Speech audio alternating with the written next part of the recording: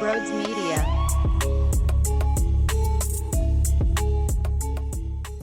Hey, what's going on, everyone? Before we attack 3 different Sixers conversations, make sure if you're new to the channel, hit that subscribe button. We are on the road to 20,000 subscribers.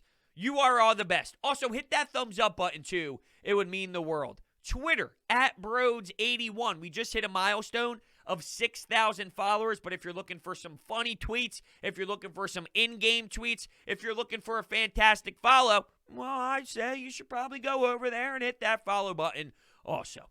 Thank you so much and enjoy the show. What is going on, everyone? Welcome on into Sports Talk with Brodes. Plenty of Sixers basketball to dissect, and I was going to start off with Andre Drummond signing the backup center to Joel Embiid, which is a circus.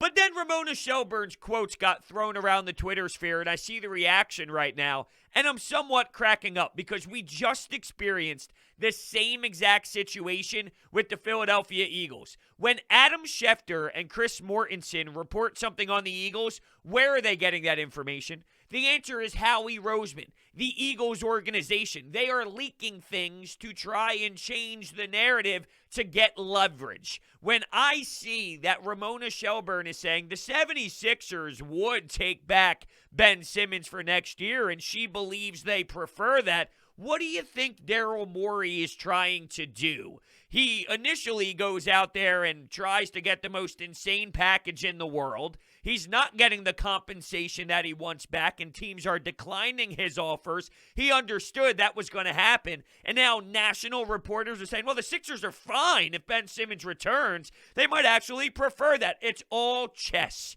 Daryl Morey is playing a game. Whether that game works out, you could lose a game of chess. There's no doubt about it. So Daryl Morey is gambling and going through the way that he wants to handle it, but I don't believe what is actually being said based off of how this all works. Ramona Shelburne on NBA The Jump is claiming this, and she gets her information from the Sixers to leak out a story on purpose to try and play the leverage game.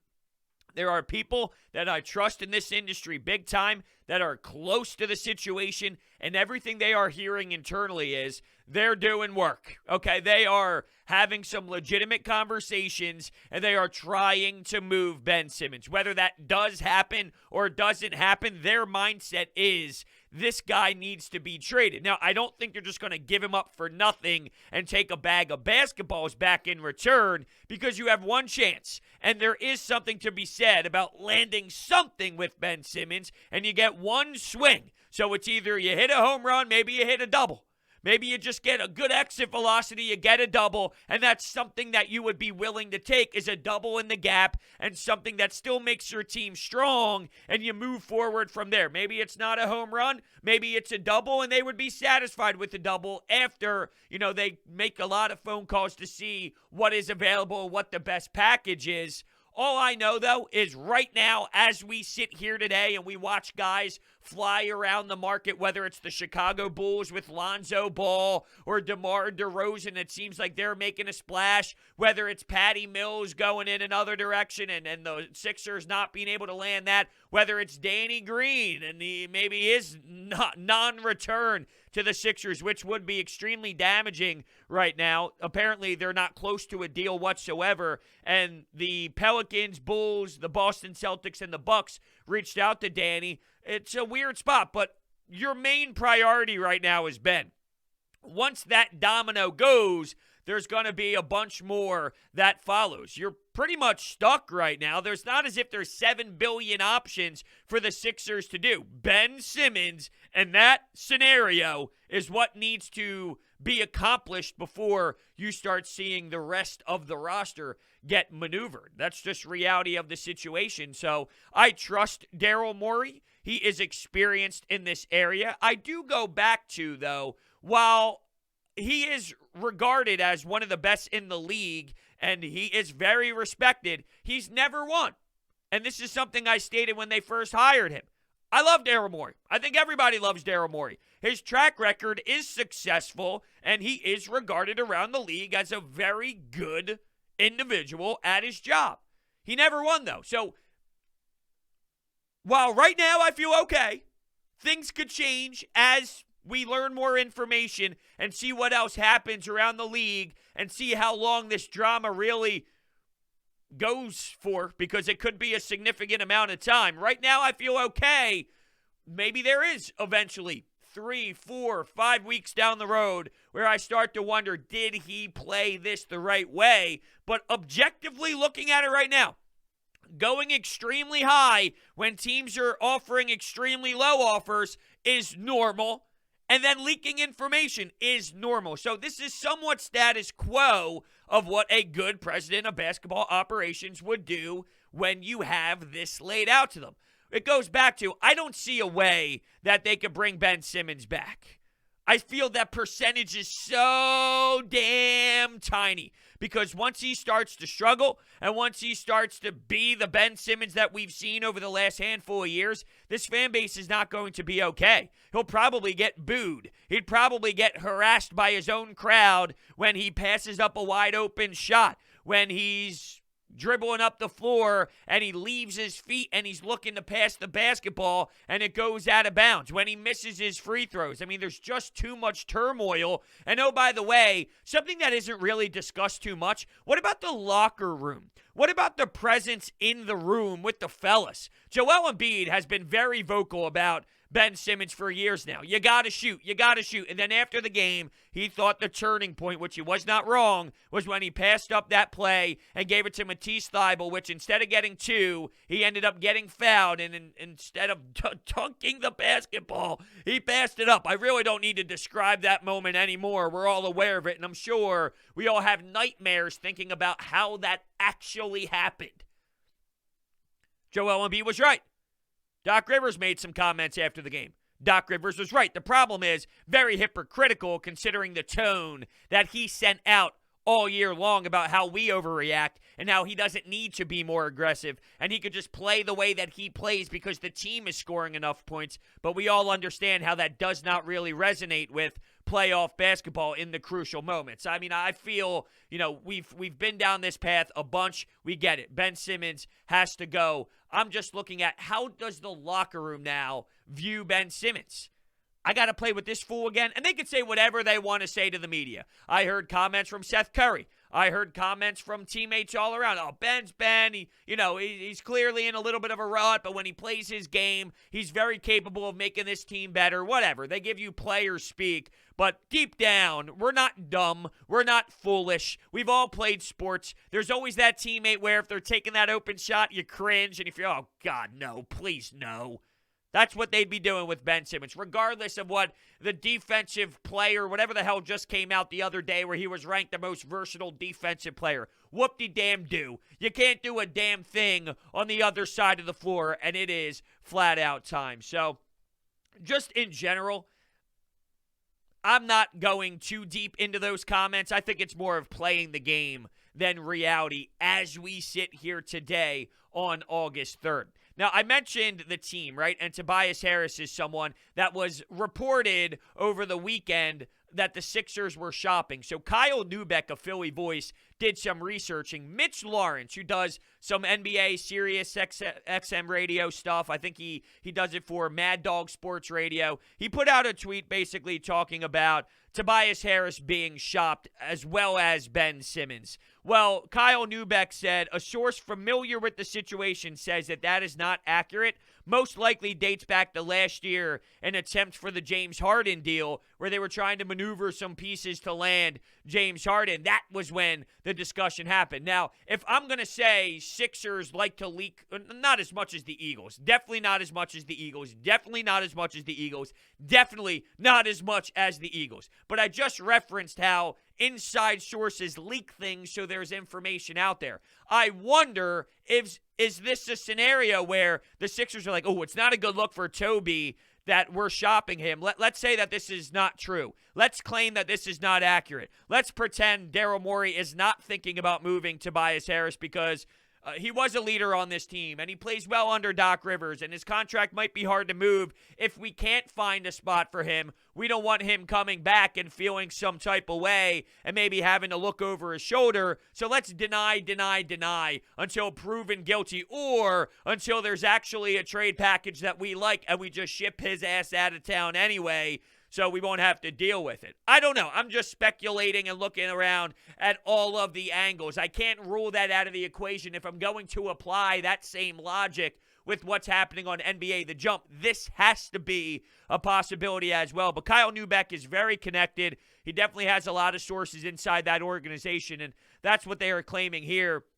We never really thought about Tobias Harris. There were some. See, the problem is there's a lot of NBA 2K players out there, and you should see my DMs, the amount of DMs I get. And I love you all for reaching out to me and wanting to get my thoughts on some of these trade scenarios, but sometimes I see these trade generators, and it's like, hey, Brodes, what do you think about this one? And it's a 9-team trade that sends Beal here, De'Aaron Fox there, Ben Simmons to Taiwan, and I'm like, oh my, come on, fellas. Like, let's go. I know we all enjoy NBA 2K, but this is not be a GN mode. So there's a lot more involved when you're talking about the legitimate NBA. I see trade offers where Ben and Tobias go in the same deal, and you end up getting Brogdon in here. And it's like, look, maybe Brogdon's on the table. We know that was once discussed, and the Sixers turned it down. So I'm not ruling it out that Brogdon could end up in Philadelphia one day. But some of these scenarios is crazy. Anyway, to the Tobias news, you thought originally, well, that's strange when you first saw the report. All right, not strange. It's just you're just so focused on Ben. That's the problem. We're all so tied around Ben because of how big this is. It's so hard to fully invest in what else can really happen. So I was like, okay, I mean, it makes sense. He's overpaid. You still lose something valuable. There's fans out there that think he's got zero value. No, he does. He helped close with Joel Embiid in big moments all season long. He averages 20 points per game, and he was a stronger version of himself. Should he be a number 2 scorer on an NBA championship caliber squad? Absolutely not. If he's your third option, I don't think that you are in a horrendous spot. Jrue Holiday was not the most electric offensive player throughout the playoff runs. Now, he did some very good things defensively and had an impact, but he was the third player outside of Giannis, outside of Chris Middleton, and Brook Lopez had a nice, strong role. Jrue Holiday had a nice role defensively. He scored points and had bigger games and definitely did provide some there. But my point is, that third star, if that's Tobias, there is value in that, and that does matter. It's not he's a no one. Financially, though, sure. Could you utilize that money in a different way and you're overpaying for an individual? No doubt. I'm not anti-trading Tobias Harris. It just never was the initial thought because we were always talking about Ben. And if it does happen where Tobias Harris leaves and you're still with Ben Simmons and Joel Embiid, I'm pissed off. That's not enough. That is absolutely not enough. The problem is 25. That is your biggest issue. So if he returns, all right, in this hypothetical that I don't believe will happen, but if his ass is back in Philadelphia and all you did was move Tobias and bring in some other pieces instead of him for that financial decision you made years ago to sign him to that contract, I'm sick to my stomach and I'm really annoyed because ultimately, what did you do? You didn't fix your number one problem. That's for damn sure. And I don't care what you do and what you think you put around Ben and how that can change everything. It won't, because my man does not shoot a basketball. He does not know how to score. He is bad offensively. Too bad. Unbearable. Unplayable. Needs to be traded. Crazy, huh? Mikey Miss is having a discussion today on 97.5 The Fanatic about, is he the biggest disappointment in Philadelphia sports history? And I mean, how can you argue he's not, right? I mean, it's up there. He was supposed to be the guy that takes you to the promised land, and he's number 1 overall pick, and he could be LeBron James. And there's a difference between not living up to expectations and this. This is, I'm afraid to play. I'm afraid to add to my game. I'm afraid to take that next step. It's not, well, you're good, but you're just not as good as we thought you were. And, you improved, but you just didn't improve enough. This is like disaster territory where he's a mock. He's getting mocked all around the entire sports world. So it takes another step. By the way, we did know that Malik Monk went to the Lakers, as well as who? Carmelo Anthony, which is going to be a tremendous watch just because you know that LeBron and him are boys. And I was rooting for Carmelo over the years for Portland because everyone shunned him from the league. He comes in, he can still get a damn bucket, right? I'm rooting for Melo because I thoroughly enjoy him, and knowing how close him and LeBron are, that's going to be fantastic. But Malik Monk goes for the minimum, which, you know, shooting is very important for this spacing. You also had, just thinking about, because I see Keith Pompey here, I have Twitter up in front of me, considering there's a lot of action, a lot of moves that are happening with the Miami Heat. Jimmy Butler, Kyle Lowry. I don't know how great they're going to be in terms of getting out of the Eastern Conference or, you know, a top seed. I don't think it's going to be to that level, but it's going to be pretty damn exciting to see Jimmy play with Kyle Lowry. I'm actually very intrigued by that, to be honest with you. So what I'm going to do is I'm going to go to Woj's page just because I don't want to miss anything. God forbid I record a whole entire show and then something bonkers happens. Although you got to keep yourself on your toes. You never know what any of this is, though, just on Twitter. I'm seeing Joel Embiid tweet last night. What is going on? And is he trolling? Is he not trolling? Talking about ratio. What's happening? I don't know. His brother's putting something up on the Instagram. Oh, it's nonsense. It's all over the place, and it's hard to really get a pulse on what's happening because there's so much drama for sure. So, yeah, you know, it's just nonstop with this team, nonstop with this city, nonstop with this organization.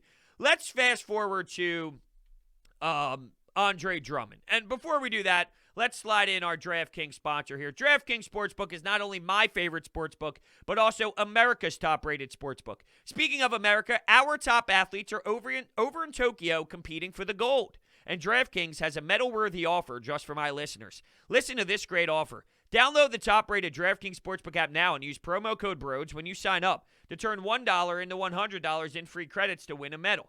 That's code Brodes to turn $1 into $100 in free credits for a limited time. Only at DraftKings Sportsbook. Must be 21 or older, New Jersey, Indiana, or Pennsylvania only. New customers only. Restrictions apply. See DraftKings.com/sportsbook for details. Gambling problem? Call 1-800-GAMBLER or Indiana 1-800-9-with-it. That last line always gets me. It really does.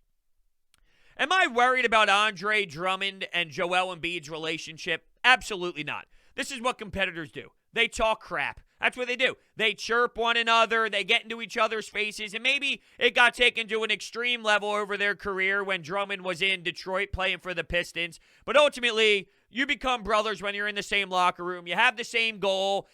Andre Drummond knows how good Joel Embiid is, right? I mean, no one's unaware of the elite talent that he brings to the court every single night. There's a respect level there. Hey, we're brothers now. Hey, we're on the same side. We put the shit behind us and let's go. Let's move forward. It's funny. I have my own personal connection to something very similar. When I was growing up, I played for a AAA team called Team Comcast, right? And we would go up to Boston almost every single weekend for a tournament. And we would play Boston Advantage almost every single damn weekend. And there was a kid, number 18, Joe Villari. Absolutely despised him. He was a jerk off. He was an ass. And we go back and forth every game, hitting each other in the corner. Physical hits, even after the whistle, punching each other in the face a bit, giving him the smelly glove in his face. We're in the penalty box. We're mother effing each other in the penalty box. It was basically non-stop. Well, it turns out after that season, we go and both move on to the next level. What are the odds we go to the same exact team in Vermont? So now we're teammates. Guess what? Best friends. Every day we communicate, rode to the rink together. We were inseparable to the point where there was a time where he got traded eventually, and I was like bawling my damn eyes out. We became this close where we were always connected at the hip. Chipotle after practice, going to the bars on Friday nights. It was everything. We were literally together 24/7, and we were the closest. Now, I'm not telling you that Andre Drummond and Joel Embiid are now going to hang out and play Call of Duty together 24/7, hit Chipotle, go to Margate, and just be the closest in the world. But my point is, we're all competitors, right? And we know when you're on the other side, everyone's giving maximum effort. You get fired up. You get feisty, right? You get in each other's faces. And then when you're on the same team, it's, hey, let's bring that same intensity. Hey, let's bring that same battle. No one's unaware of what happened in the past. But all right, it's time to move forward. We get paid a lot of money. We love this game. It was all because we care about this game so much, and we love to leave everything out there on the floor. You dap up and let's go. There's nothing to it. In terms of what you're actually going to get, though, you're basically getting Dwight Howard 2.0. This came out of left field, right? I don't think anybody was sitting around today going, when are they going to sign Andre Drummond? Excuse me, I almost said Dwight Howard. No one thought that this was going to be the signing that they made. But you basically got a big guy who can rebound. Maybe he can spot start for you, although we realized quickly Dwight Howard's role was best suited for off the bench when Embiid did have a load management night, when he wasn't available throughout the regular season. You went in a different direction, and you kept Dwight Howard as the bench guy. Maybe, I don't know, maybe Andre Drummond could do better in that area where he can spot start. Excuse me, did I just burp?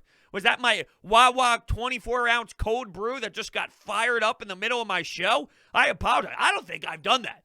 I've been doing this for years. I don't think I've ever just let one slip like that. Normally, you could tell I'm going to burp, but I somewhat keep it inside and do the standard swallow where you could hear the tone in the voice change, but you don't let it fly. I apologize. And if you didn't hear that through the microphone, then really I sound like an idiot because I could have got away with it smoothly, but instead I brought it up. Anyway, Andre Drummond. Yeah, it's the third time I almost said Dwight Howard. I guess I'm going to have to get accustomed to this big time.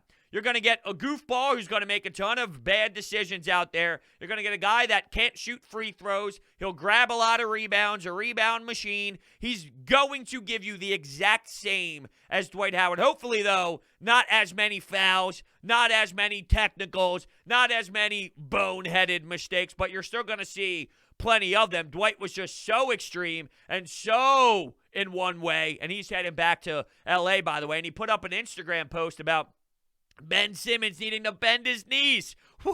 Oh, man, now even Dwight Howard's taking a little shot at him. I'm sure it was an inside joke, or maybe not. Who knows? What if it wasn't an inside joke and Dwight Howard was literally throwing shade at him? I find it hard to believe considering Dwight stood up for him on Instagram Live.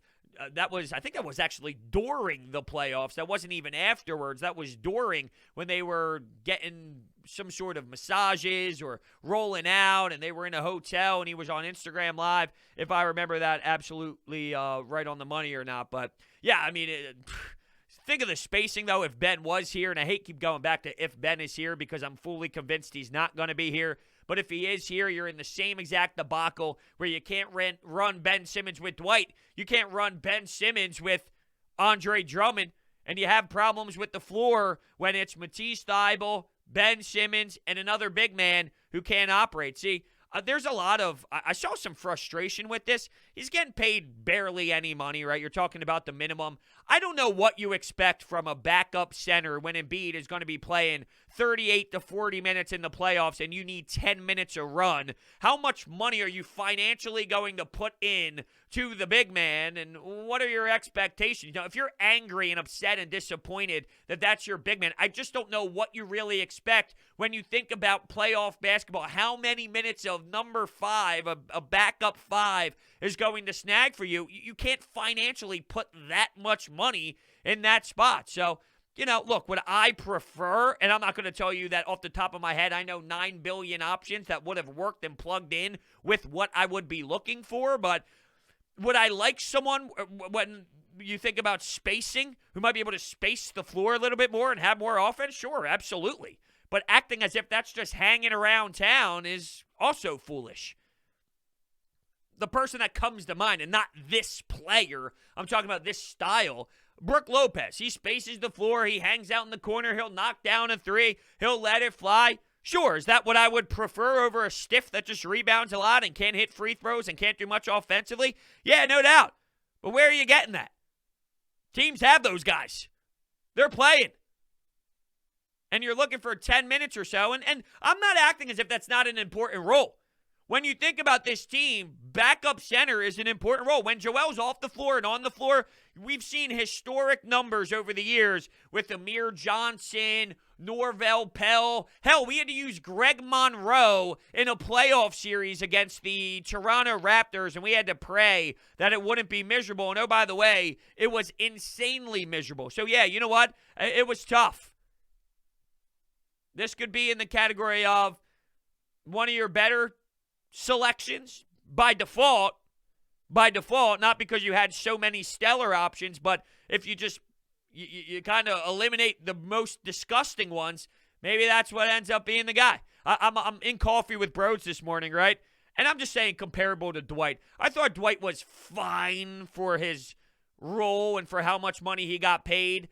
He is what he is, right? I mean, Dwight Howard is what he is. To get all upset and disgusted with him, you're talking about a bench guy so deep in his career who you know what he brings to the table. You see his salary.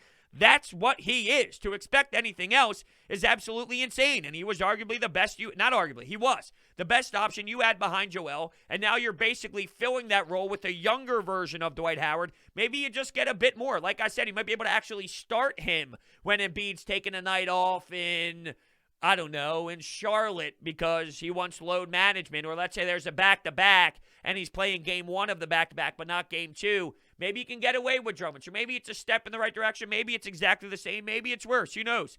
But, it's similar in theory of what you just had, and what you just had was the best that you've had. With Coffee with Brodes, I had someone mention to me about B-Ball Paul and talking about how B-Ball Paul could just step into this role and thrive.